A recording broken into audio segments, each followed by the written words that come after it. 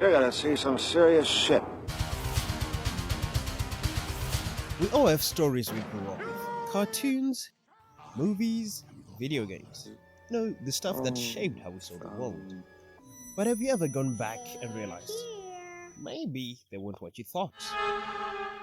Welcome to the Flashback Paradox, a place where we revisit the media that raised us and look at it through older, wiser, and sometimes weirder eyes. And today, we start with one of the strangest entries in childhood canon, a story that felt like a bedtime tale, but hits like a quiet, existential panic attack.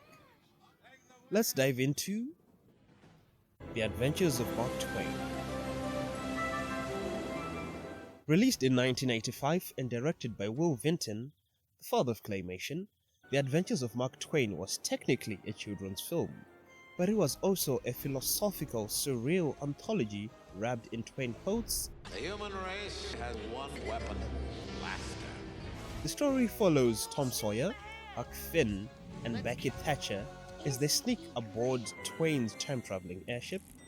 He's chasing Halley's Comet to meet his appointment with destiny. I expect to go out with it.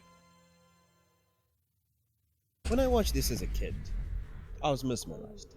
I didn't understand it, but it felt important. Now, as an adult, I'm realizing this wasn't just animation. It was a philosophy lecture wrapped in clay. Let's talk about the scene. The one everyone remembers. The scene that lives rent-free in your subconscious, even if you don't recall the rest of the movie. The kids stumble into a peaceful, clay-crafted world. A serene figure casually introduces itself. Hello, Who are you? an angel. Satan. Yep, just like that.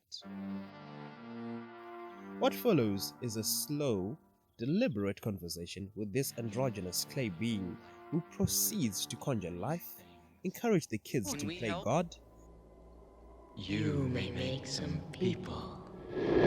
then annihilates the creations without emotion, and ends the encounter with the line, Nothing exists. Save empty space and you. And you. Are but a thought. yeah, this isn't a kid's movie.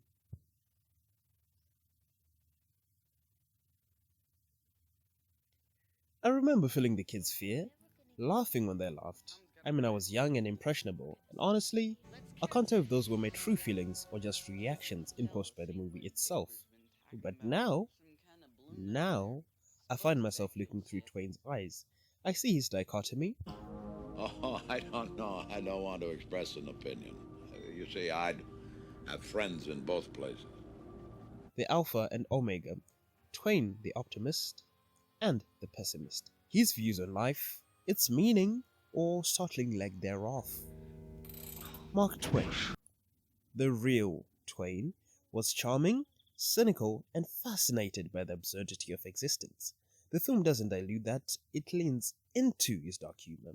Fame is a vapor. The only earthly certainty is oblivion. There's a tension in him between wonder and despair, and the movie captures both. It grapples with free will, death, sin, and fate, not as passing ideas, but as core messages. There's an eerie comfort in how calmly it delivers horror. It doesn't scream, it doesn't jump scare, it just shows you the void and smiles.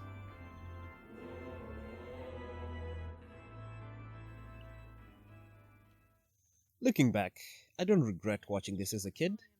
If anything, it seeded something strange and valuable. A curiosity for deeper meanings, and a reminder that stories don't have to be safe to be important. The Adventures of Mark Twain didn't just tell stories, it asked big questions, and it trusted us, kids, to sit with the answers.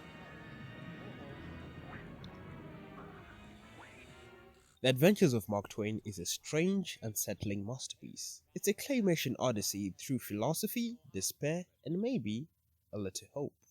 Against the assault of laughter,